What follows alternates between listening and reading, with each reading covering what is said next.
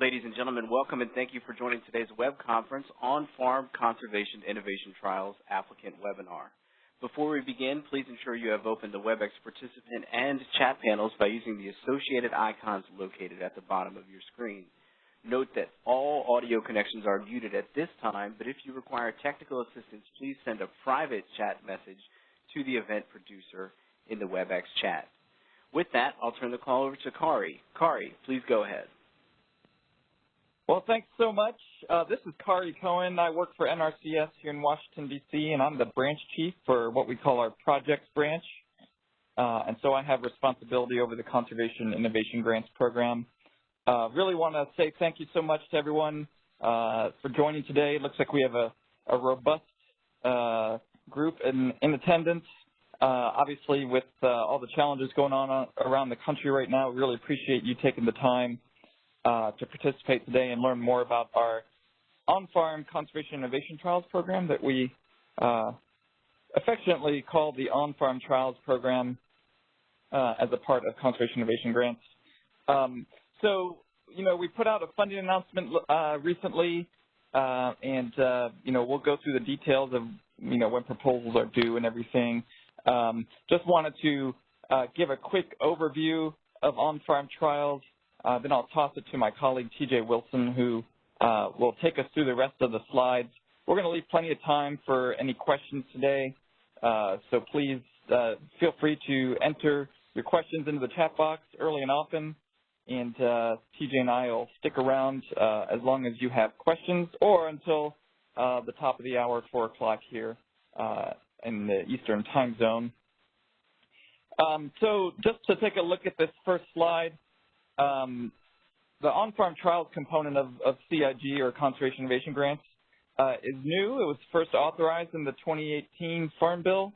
As I said, it's a component of CIG, or Conservation Innovation Grants, which itself is a part of this large Farm Bill program known as the Environmental Quality Incentives Program, or EQIP. On-farm trials has a subcomponent that we call the Soil Health Demo Trial. And those projects, as TJ will get into some detail, strictly relate to implementation of soil health practices and systems, and our soil health demo trial project requires some a little bit of unique responsibilities on the part of our grantees. And again, TJ will get into that here briefly. TJ is also going to talk about the first iteration of on-farm trials. We actually announced the first series of on-farm trials awards last November. So we have a cohort of 16 projects that we have started to work with. We're actually having our orientation for those awardees next week. We were all going to meet here in D.C., but turns out we'll be doing that remotely. So we're excited to get started with those 16 grantees, excited to start the second process, the second cycle, get some more awardees going, and really get this on-farm trials program off the ground. So with that, I'll turn it over to TJ to walk us through the remainder of the slides. Thanks, Kari. Just want to echo your thanks to everyone for joining today, and I'll just go ahead and dive right into the highlights of what we've advertised here with on-farm trials. And I think to start out, there's a good spot here is just to make some distinctions between what CIG Classic, as we refer to the program as it existed since the 2004 Farm Bill is, and then distinguish that with this new element that was authorized in 2018, or added to the CIG program, which is on-farm trials. So CIG Classic is really, the key is that it funds the development of approaches or technologies which may or may not be successful. It's a development and applied research program, and the biggest distinction perhaps is that the funding is only rarely provided to producers, whereas with on-farm trials, one of the key pieces of the program is to fund practices, systems, and approaches that we know provide a conservation benefit, that have been tested in the field and that have been applied, and that also involve a significant amount of scaling to producers. And so there is funding flowing to producers quite often in an on-farm trials project. As Kari mentioned, made awards last November to our first slate of on-farm trials recipients from last year's competition. And you'll see here on the screen how that breakdown came out of the number of applied. We got 73 applications last year, and of those we made 16 awards across these 4 categories, and we ended up awarding about $24.3 million. So we certainly saw that as a successful slate of projects, and it's to the credit of all of our applicants, many of which may be on the phone today. So thank you for submitting applications last year, and we look forward to getting many more this year, many more high-quality applications this year. So perhaps the most important thing I'll talk about today is the deadline, May 11th at 5 p.m. Eastern. If you haven't gone to grants.gov and viewed the announcement, I encourage you to do that as soon as possible. There are a few changes that we've made from between this year and last. And I encourage you to get on there early and often. There's a work area on grants.gov that if you haven't used before, you'll have to learn to navigate. It's been made much more user-friendly over the years, but it does take some time to actually apply. So let's talk a little bit about funding for on-farm trials. This year, we also have another $25 million that's been made available for applications.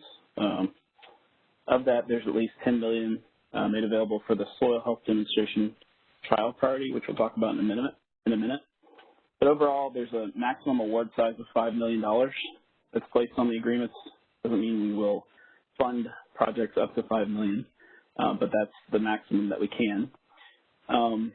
There's a floor of $250,000 for a minimum award size, and the project should be 3 to 5 years in duration. As far as the priorities go, they have stayed the same broadly between this year and last year. However, there have been changes made within each priority. So there's still irrigation management, precision agriculture, management technologies and strategies, and soil health demonstration trials, as we've mentioned. So let's talk a little bit about the soil health demonstration trial priority specifically. This priority allows Nrcs to spend up to $10 million of the total of $25 million that we're making available to fund applications under this priority. The goal of this priority is to support more widespread adoption of soil health management systems and practices. And really the biggest extra piece here is related to evaluation protocols. So we ask that awardees, we've worked with our awardees this year, and we will do the same going forward to use consistent evaluation protocols and methods for assessing soil carbon changes and other soil health outcomes, including economics. And so there is a pretty robust evaluation piece that's standardized for the soil health demo trial.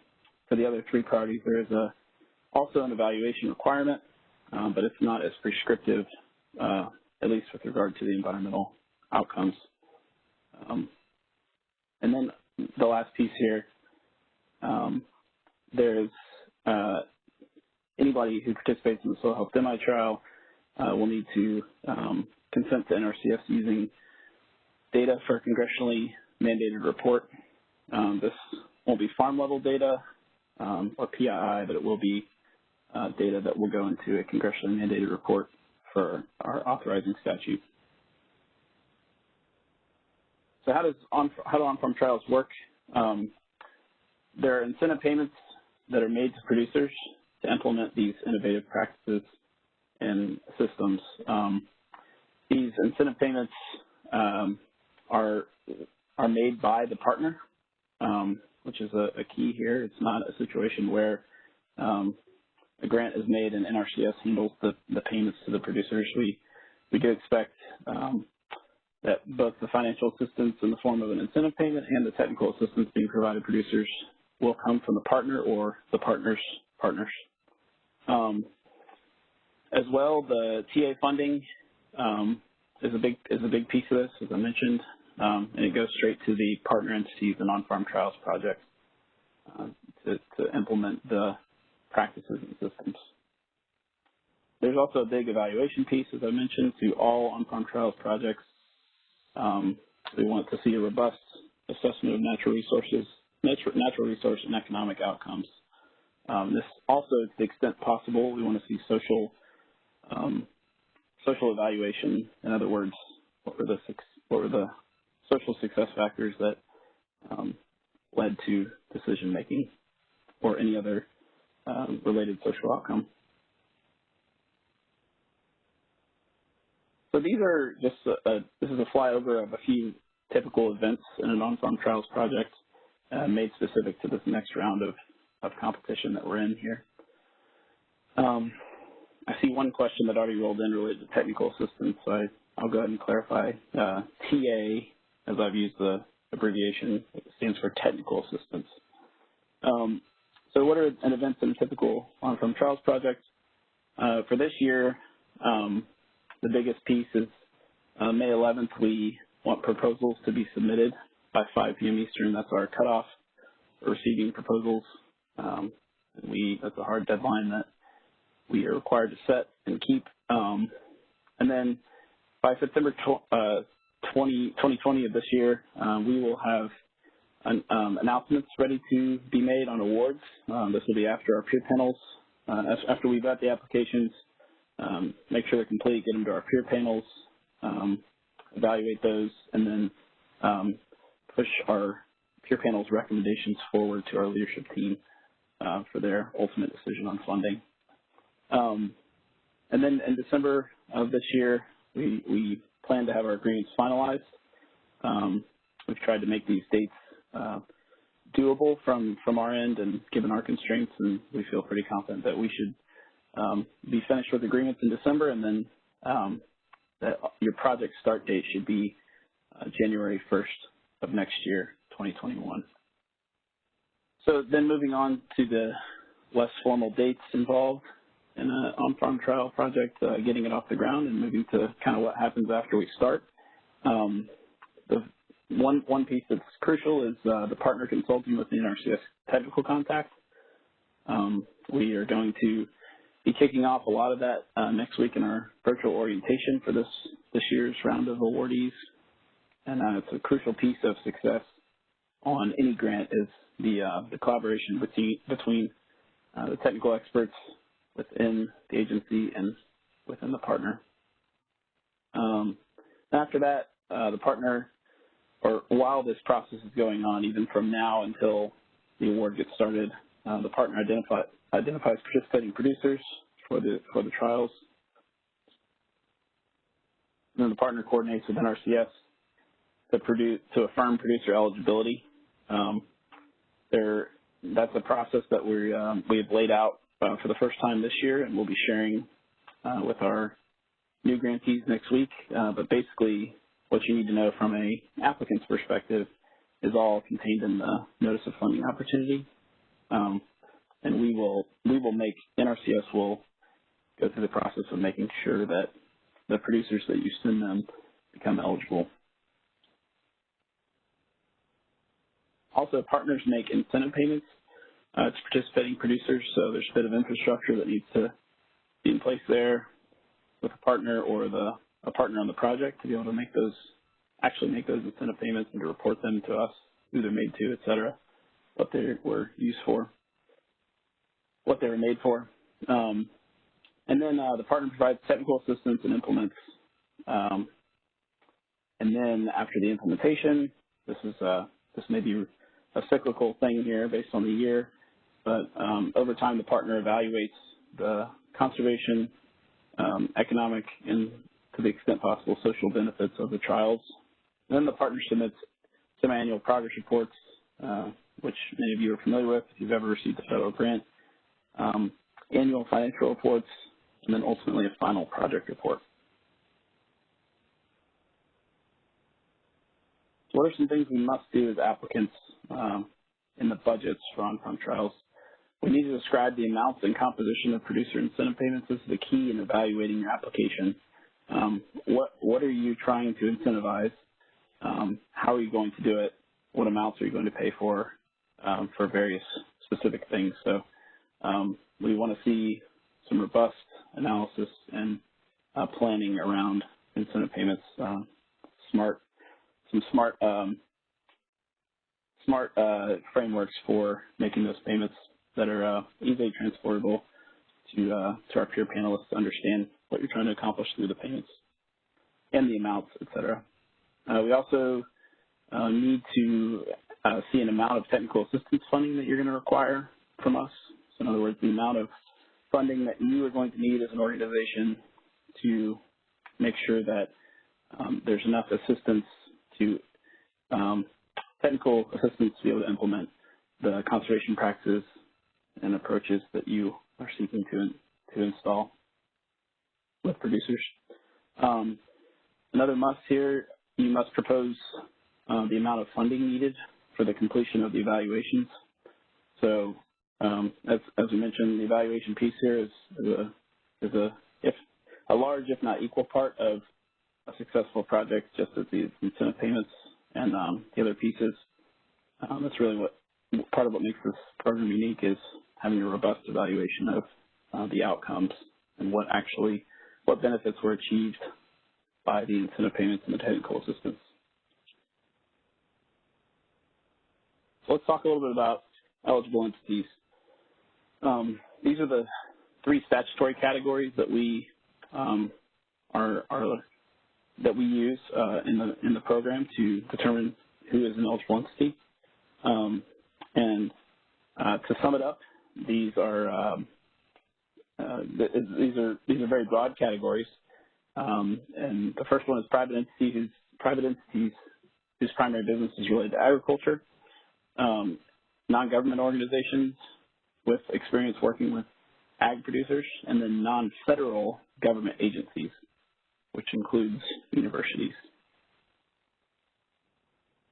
So we've gotten a lot of questions in the past around specific organization types, and we have made the determination as an agency that private universities are able to qualify as NGOs with experience working with ag producers, and then state universities fit the non-federal government agency category. The private entities category fits most other organizations that are not included. They're small businesses, large businesses, et cetera. Let's talk a little bit about producer eligibility. As you've probably seen in the notice of funding, in order for someone to receive an incentive payment or to benefit from the federal funding in an on-farm trials grant, they must be eligible, EQIP eligible, and they also must be in compliance with all of the pieces that underlie EQIP eligibility. So those include being in compliance with highly erodible lands and wetlands conservation provisions.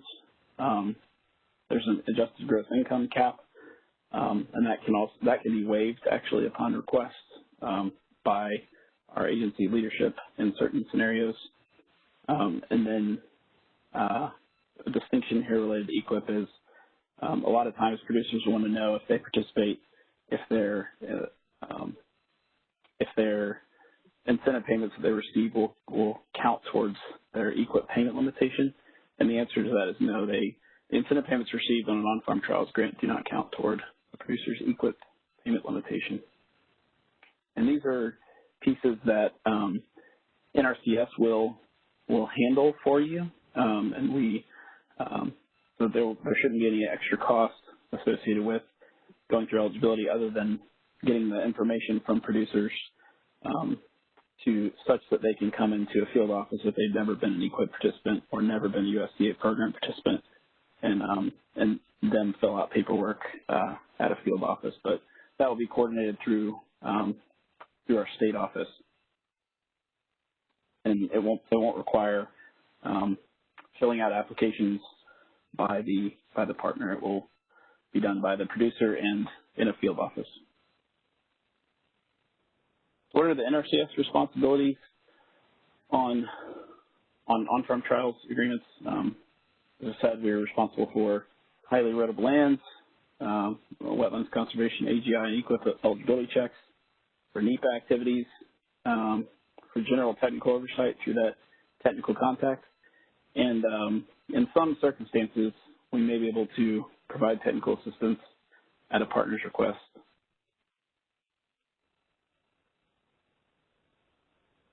So let's talk a little bit about match. We asked that we set a minimum this year. Last year we did not establish a minimum in the notice of funding, but this year there's a minimum of 25% of the federal share of the agreement that's required in partner match. We count the magnitude and significance of the value-added match. In other words, we're able to, our peer panelists can look at where the match is coming from, what the significance of the match dollars are, and count those in the project evaluation criteria, which is listed in the notice of funding. And some examples of value-added match are producer outreach and education, communications activities, and environmental monitoring. So a few additional key points here. We give priority consideration to projects that substantively involve historically underserved producers. That's also in the evaluation criteria. You can read more about that in the notice of funding. But as a general rule, just mentioning historically underserved producers and that you would like to include them is not going to get any priority consideration. There has to be substantial involvement demonstrated in the application in order to get consideration. No on-farm trials funding can be used to pay for partner indirect costs. This is another distinction of on-farm trials against even CIG Classic. Federal funding for on-farm trials cannot be used to pay for partner indirect costs. So no indirect cost rates can be applied to the federal share on the on-farm trials agreement. However, that being said, you may count direct administrative expenses, such as filling out forms, required reports, or organizing partner meetings, if they are able to be broken down to the individual activity that is the administrative expense. So with that, we'll move along to some questions and answers, and I will turn it over to my colleague Leah Hermans, who's also a national program lead on the team here. TJ, before Leah chimes in, this is Kari again. Thanks for that overview. That was great. The one thing I forgot to mention in my overview is that this on-farm trials program, you know, the statute and the Farm Bill actually allows for two potential avenues of implementation. One is that NRCS could actually implement this on our own. We could, you know, work to find producers and implement on-farm trials all within NRCS.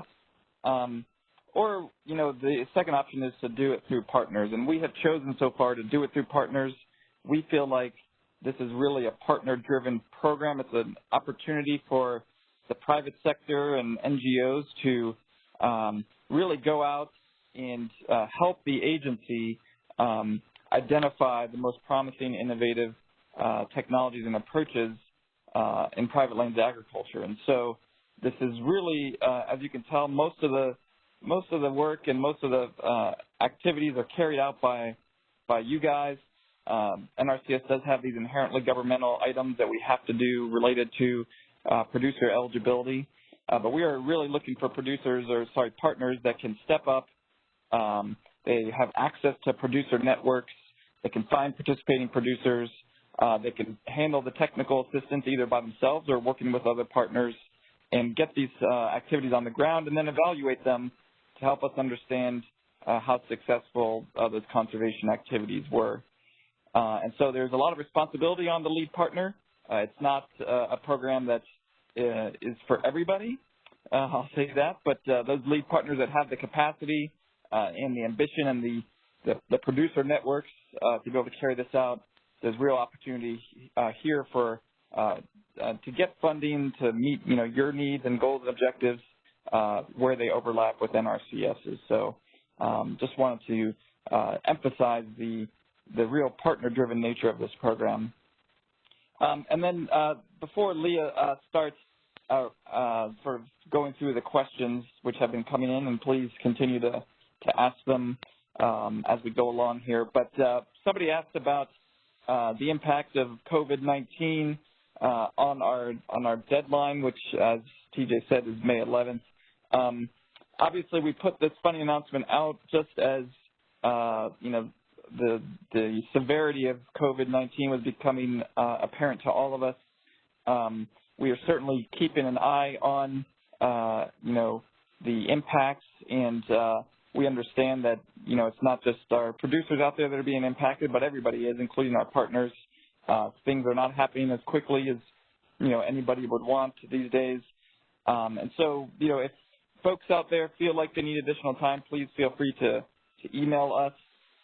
We'll be keeping an eye on it as well, and if it becomes apparent that lots of our partners need some additional time to build those partnerships, to get their budgets together, certainly we'll consider extending the deadline. But just wanted to jump in there with that very important question before Leah takes over. So, Leah. Great. Thank you, Kari. We've had a lot of great questions coming in, so we'll dive into the question and answers portion of the presentation. We've got just about half an hour left for that. Just as a reminder, if you have questions, please enter them in the bottom right-hand side of your screen in the chat panel, and please address them to all panelists. So with that, I'll dive into the first question. If a grantee intends to allow a subcontractor, if a grantee intends to award a subcontract to a private sector contractor, is the private sector contractor required to have a NICRA? So I'll take that one, and TJ can correct me if I'm wrong, but I believe that a subcontract, we are allowed to pay indirect costs through the lead partner. So again, the lead partner, we are not, by statute, we are not able to pay indirect costs. But there's another program at Nrcs where we have gone through this policy decision that to actually be able to attract subcontractors to actually do any work for these projects, that we would pay indirect costs. And so it is available. If they have a NICRA, certainly they can use it. If they want to use the de minimis 10%, that is also eligible. But TJ, you can let me know if I'm way off base here, but that's certainly a decision that's been made on one of our other programs. Sure, I think that's the right answer. Also, the only thing I would add is that the overhead paid on those subcontracts has to be what's normally paid at a maximum, has to be what's normally paid in using that subcontractor and what's normally charged by that subcontractor. Great, thank you. The next question we have came in before I think you hit on the eligible cost slide, TJ, but I'll ask it just so that we can reiterate the point. And the question is, are administrative costs eligible to be included? That's a great question.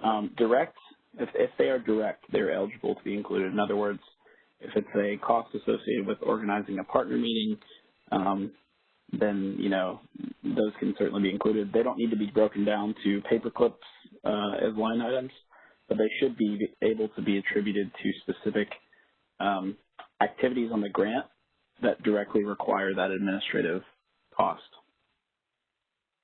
And Leah, you're doing a great job, but I thought I would jump in here because there's another question on a similar topic, and it was asking to clarify about indirect costs. So because they asked, isn't there information about NICRAs and indirect costs in the funding announcement? Again, by statute, we cannot, NRCS funding cannot be used to pay the lead partners indirect costs. What we have in the funding announcement is that the unrecovered indirect costs, so by nature of the fact that we can't pay indirect costs, there can be unrecovered indirect costs of the lead partner, and those can be used and counted as your partner match or your partner contribution. So it's two different things. NRCS cannot pay a partner for it, but they can count it as their partner contribution. So just wanted to make that clear.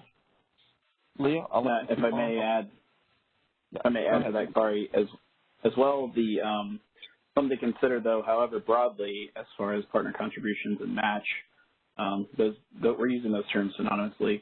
As far as match goes, if unrecovered indirect costs are included, just keep in mind that the peer panels can make decisions about value-added nature of the match that gets brought forward. So just keep that in mind. Great, thank you. And to keep with this theme, I actually see another question on the topic that I'll ask next, which is how do we distinguish between administrative cost and indirect costs? I can take the first pass of that one, Kari. They're indistinguishable outside of being directness. So the way to distinguish them is to think about directness. If you are having an activity on the grant that is included in the budget, and in order to have that activity, there is a cost associated with the activity that's administrative in nature, and that can be attributed to that activity, you can include that as a cost in your budget. However, a general indirect cost that can't be attributed to a specific event on the grant or a specific item of cost on the grant to support it, that would be considered an indirect cost. So I think the key is to think about indirect costs and then direct administrative expenses, as we've said in the NFL.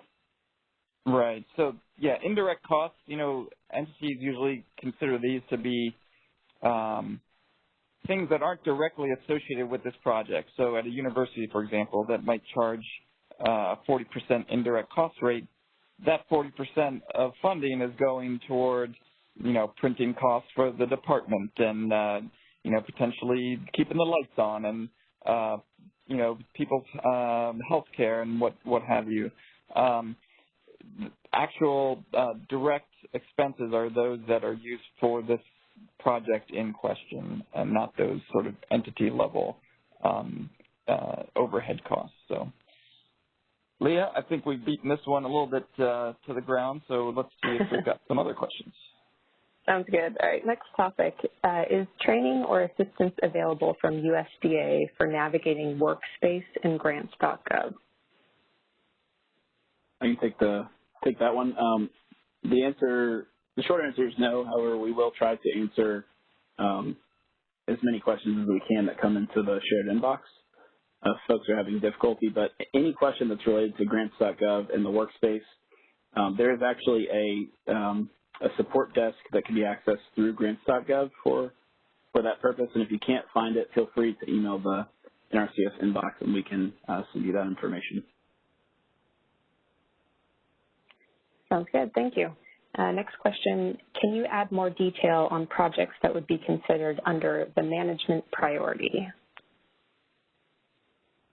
I'll maybe take a first swing at this. So if you take a look at the on-farm trial statute, there's a bit of a laundry list of natural resource concerns or sort of technologies and approaches that Congress, wanted NRCS to consider as we rolled out this program. And so as we went through and started developing the priorities, we just ended up with this kind of catch-all category that we call management approaches and strategies and technologies. So it's really meant as a catch-all. So it could be any number of things. We have some examples actually there in the statute, in the funding announcement starting at the end of page 3, I believe. So it includes things as diverse as remote sensing technologies, all sorts of nutrient recovery system technologies. So it can be really varied. Folks can, have the flexibility to apply under that category as they see fit. It's just really got to be something that is on farm, some sort of innovative technology or approach that doesn't fit in under one of the other categories. I think maybe I'll add some color there as well. Last year there were several applications that addressed multiple priorities, and that's totally fine. However, we do require that you identify a primary priority. And so as Kari mentioned, there are some times where the activities on on a project don't really neatly fit into any one of these, or that they don't fit into one at all. They fit into one or more, or don't fit into one at all. And in those cases, we found that management technologies and strategies is pretty broad and does allow for a lot of possibility there. Great, thanks. All right, the next question is from an applicant that just wants us to confirm their understanding that producers cannot apply directly. That's a great question. The producer, the term entity we've taken to mean to be broad enough to include to potentially include a person operating as a business, in other words, a sole proprietor. However, the statute requires a plurality of producers to participate in the project, and certainly the spirit of it, as we've interpreted it, is that there should be multiple producers demonstrating the value of the system or approach that's being tested. Yeah, that's right, TJ. If you look at the types of proposals that we funded last November, you'll see that it's not only is it not usually a producer that's applying, but it's usually a lead partner that has a number of partners associated with the project. Because there's so many elements of an on-farm trials project, finding the producers to participate, doing the technical assistance, doing the evaluation, that this is often more than a single entity can carry out. In fact, there wasn't a single project that we funded last time that only had just one entity involved. And so this program is not really directed directly toward producers to apply to Nrcs. Of course, producers are participating in all these projects, but they generally have to just wait until partners get an award and just hope that they're in a project area, and that's just kind of the nature of this particular program. If you are a producer that's interested in the program, I'd encourage you to go to, if you Google search Nrcs on-farm trials, you'll be pointed to our website, and you can see the awards that we made last year and the states that they were located in. And if you have questions, we can certainly connect you with an awardee to see if there's possibility to participate. Great, thanks. Our next question is about the differences between applications that were funded last year versus not funded, and I think it's focused on kind of what were some of the maybe major weaknesses of applications that were not funded. TJ, maybe I'll start that, and I will just reiterate what I just said in the in my last answer, is that generally speaking, projects that had these really robust partnerships, so that they had.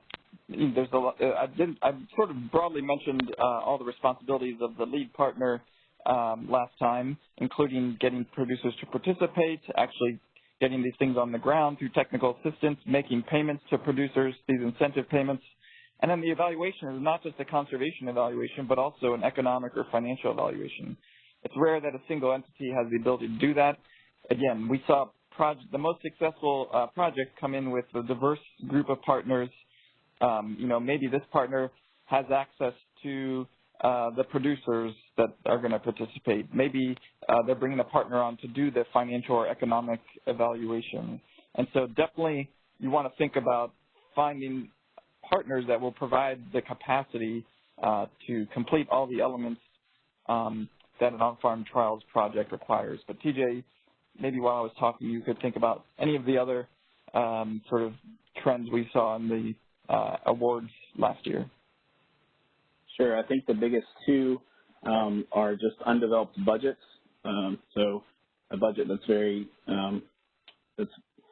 slim on details. It makes it hard for a peer reviewer to figure out what the project is actually proposing to do substantively. And then I think another piece is something Kari mentioned, the demonstrated ability to work with producers. So to establish those either the ability to establish those relationships, or those relationships already being established.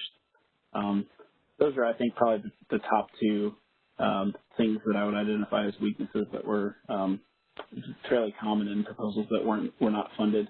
Beyond that, there's just sort of demonstration of the ability to evaluate, having the sort of infrastructure through the partners to do the evaluation and provide the technical assistance. All right, our next question is a two-part one, and it's about the inclusion of EQIP-eligible producers. So the first part of the question is there a maximum or minimum number of EQIP-eligible producers that would be desirable for the review panel? And the second part of it is, are producers who have worked in the past on EQIP contracts less desirable than brand new producers? That's a good question. There is not I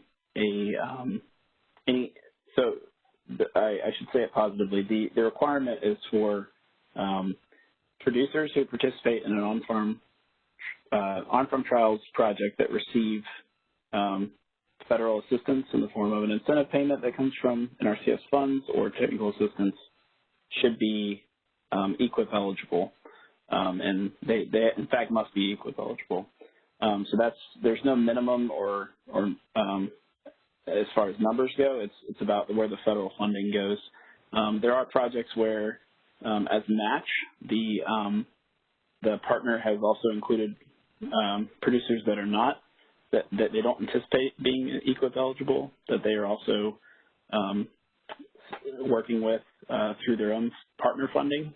So those are scenarios where producers who are not EQIP eligible may participate, but the main restriction is on the federal funds going to a benefit of the producer, and that producer need to be EQIP eligible. I forget what the last part of the question was, Leah. So is it more desirable to have brand new producers, EQIP eligible producers, or is it equally as desirable to have EQIP producers that have worked on EQIP contracts in the past? There's no preference either way. It really depends on the systems and approaches that the individual application is proposing, but there is no preference either way as a program. Yeah, and Leah, to get back to the first part of the question, what we saw a lot last year was real variation in how many producers that partners were proposing to work with. And you can imagine, because of the diversity of approaches and technologies we're funding here, some of these things can be quite expensive, to get on the ground, and you'll be able to work with fewer producers. Some, management approaches might be relatively inexpensive, and you can do a whole lot more, 50, 60, 100 producers. And so it really depends on the project. It also tends to be quite scalable. So last year we ended up negotiating some smaller awards. Folks had requested, let's say someone requested $4 million. In order to fund a few additional projects, we negotiated with some folks to fund them at a lower amount. And generally what we negotiated was, okay, you had proposed to work with 40 producers at this funding level. You could potentially work with 30. So these tend to be scalable projects, and that scale really depends on how much funding is there, and then that, of course, will result in how many producers folks can work with. I did see a question here, and I'm going to just jump to something here, Leah, that was asking about the CIG Classic funding announcement. I did mean to mention that early on. Again, this is on-farm trials. We have our CIG Classic program that we have not yet gone out with the 2020 funding announcement. We are anticipating an April release for that. We're working on it right now. So obviously stay tuned, and that should be coming out in the next month or so. Leah, I'll turn it back to you. All right, the next question is, do we have to identify producers in the application? It's another good question. The producers don't need to be identified down to the person or entity in the application, but there should be, at a minimum, I forget what the notice of funding language says specifically, but there should be, at a minimum, a region identified and a number of producers and a land use information that's also provided And as well, remember that there must be a demonstrated ability to work with ag producers that's made clear in the proposal. So we would like to have producers identified, but we understand that that sometimes can take some time, but there should be some demonstrated thought given to a strategy for for recruiting specific types of producers in a specific area. Kari, did you have any more on that? No, it's, yeah, I mean, we know it's a big lift to, in 60 days, go out and identify and recruit producers. As long as we understand how many you anticipate working with, maybe some of their demographics, certainly want to know if you're going to be doing outreach and working with historically underserved producers. That's in the funding announcement, but it's not necessary to have everybody's name in the proposal. All right, next question. Do the standard forms, the 424 and the 424A, count against the page limit? And also, do the letters of support count against the page limit? The answer is no on both, I believe. If not, if I'm incorrect about that answer, we will follow up in the FAQ document. But the standard forms and the letters of support do not count towards the page limit. That's correct. There's a narrative page limit for describing your project and your approach, but the standard forms do not count toward that page limit. Right. Do the practices funded need to be current NRCS conservation practices? TJ, I can take that one. We could go deep on this. So obviously this is called an On-Farm Trials Conservation Innovation Program, or On-Farm Conservation Innovation Trials. And innovation would potentially imply that, we're looking for things that may not be covered by our conservation practice standards. And we could definitely look for and fund projects that are looking to implement practices or on-farm technologies or approaches that are not covered by one of our practice standards. If that is the case, however, it could very well be that we have to do some additional NEPA work, and our partners will be responsible for doing some of that NEPA analysis and helping us with that. And that's because all of our practice standards NRCS has what we call a categorical exclusion under NEPA, the National Environmental Planning Act, that allows us to do streamlined analyses, environmental analyses or environmental evaluations for, implementation of our conservation practices. And so if we're doing something or our funding is being used to implement an activity on the ground that is not covered by those conservation practice standards, then we are no longer covered by that categorical exclusion, and we have to do some additional NEPA work. So, our conservation practice standards are quite broad. Lots of things fit underneath them. And so it's certainly going to be a little bit of a straighter road for partners that are looking to do things that would fit under those conservation practice standards, but it is not required. Certainly this is an innovative program, and we welcome other ideas. It just could be a little bit of a slower NEPA road if we go down it.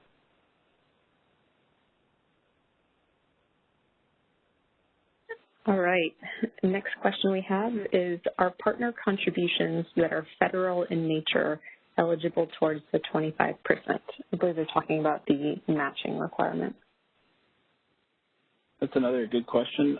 The answer is no, without a statutory exception. So there are a couple of very obscure authorizations, largely within DoD, that do allow for federal funds to be used as match towards other federal funds, but those are not, in general, and 99% of the time, FIG is not allowed to be used as match on a CIG on-farm trials agreement. And then I have a related question down here. Does the match have to be identified prior to the grant? The answer to that is yes. The match should be identified, and there should be documentation supporting that match if it's from a third party, as well as if it's from the partner itself. They should be able to show where that match will come from. Sounds good. All right, next question. Can you provide more information about the evaluation protocols for the soil health demo trials? And can we apply for funding to acquire equipment or testing needed for these evaluations? That's a good question. I think, Kari, I'll take the first run, and I'll look to you.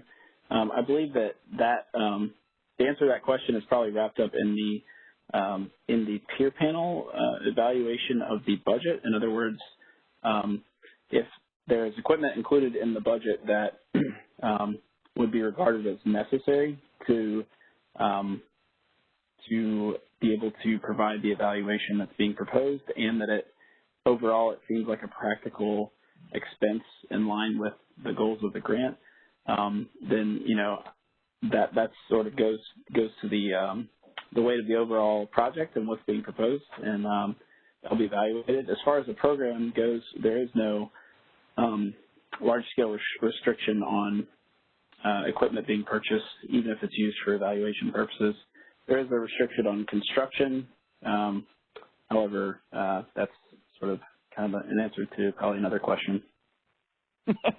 Yeah, I think that's right, TJ. As part of the evaluation, if the partner intends to do water quality monitoring, for example, that's going to help us understand the success of some sort of management approach put on the landscape, then yes, absolutely, that equipment for monitoring can be considered a part of the evaluation, and that's a fair thing for us to consider funding. I think TJ's answer was right. It's just, we will evaluate the necessity of any equipment requests as a part of our proposal evaluation process. Okay, so our next question, we have a participant that wants to double check that the goal of the program is for field scale implementation and evaluation of a known practice, and it is not about small scale trials. Yeah, so... Can you repeat that? Oh, go ahead, Kari. Well, I was just going to say, I'm not sure what a small scale trial would mean in this case. I guess the scale is in the eye of the beholder. But again, these are trials to try to scale up implementation of what we call innovative approaches or technologies that, for whatever reason, even though they provide conservation benefits, for whatever reason they have not gained widespread adoption in a given geographic area or in a given agricultural sector. And so, yeah, again, it's not for innovations that we're not quite sure what the conservation benefit is or if there will be a conservation benefit, but these are sort of somewhat proven approaches and technologies that, for whatever reason, farmers, ranchers, forest landowners in a given area or wherever just haven't really adopted, and we're looking to get more information on the conservation benefits, more information on the social outcomes, if possible, like, potentially why has there not been more widespread adoption of this approach, and also the financial information. That's why it's very key. We need to understand what is the financial benefit, hopefully, of these approaches and technologies to producers. So it's multiple elements, all getting back to, hey, how do we scale up adoption of these innovations?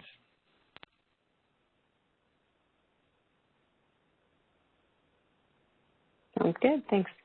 All right. Leah, while you're looking here, it looks like we've got about 5 minutes left.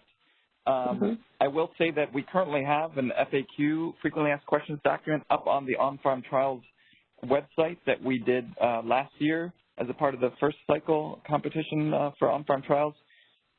Whatever questions we don't get to, and there will be several that we do not get to today in the time allotted, we'll go back and update that On-Farm Trials FAQ and repost it up to the website. So if we don't get to your question today, you're welcome to email us directly into that CIG inbox, or you can just hang out for a week or two while we answer your questions and get it added to that FAQ document. So, Leah, maybe one or two more questions.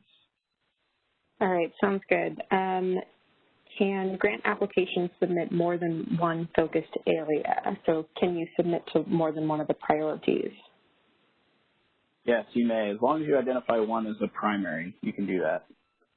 We would encourage you to make sure that you focus on one primarily all throughout your application, though, as well, because we'll ultimately evaluate the application based on the one priority that's identified as a primary, but it won't hurt you to also have mentioned the others or thought about them.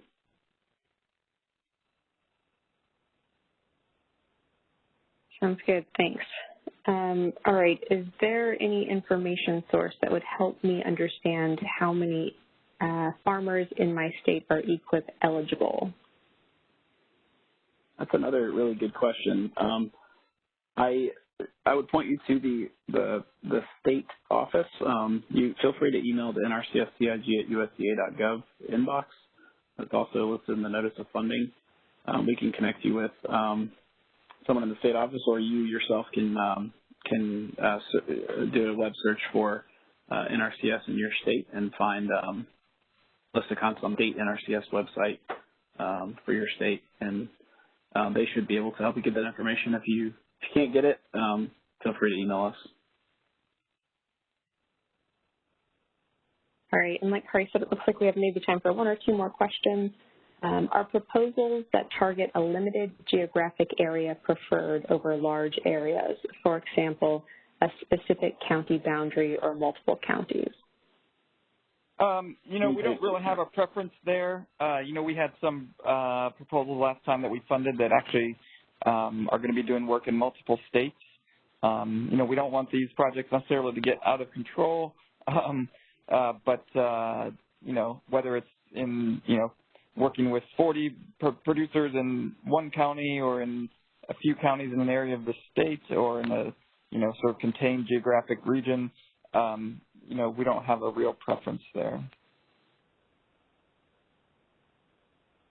All right, and I'll get one more question in because I think this is a good one. Do you recommend resubmitting an application if the 2019 application was rejected, assuming the applicant can adequately address the weaknesses identified in the previous proposal? Absolutely. Yeah, that's our. Yeah, go ahead. Yeah, that's our goal in providing feedback, is folks the time to apply, which we greatly appreciate. We would not have a program if it wasn't for your investment of time in applying. And we view repeat applications positively. Ones that build on the weaknesses that were and the strengths that were offered back. Yeah, it's for every proposal that is not successful, we're committed to giving hopefully constructive feedback. And the reason why we do that is we want folks to come on back and strengthen their proposals and resubmit. We know it's a lot of work to put these together, and obviously, hopefully that partnership, if you aren't successful the first time, that partnership is still interested in pursuing the ideas. And if those proposals come back and they're improved, certainly we'll consider them again. So with that, I'll thank Leah and TJ so much for helping out and getting us through this today. Thanks to everyone for participating. Stay tuned for more answers on the FAQ documents. And again, you can always reach out to us with any further questions. Thanks again. Look forward to your proposals there in the month of May. Talk to you soon, everybody. That concludes our conference. Thank you for using Event Services, and you may now disconnect.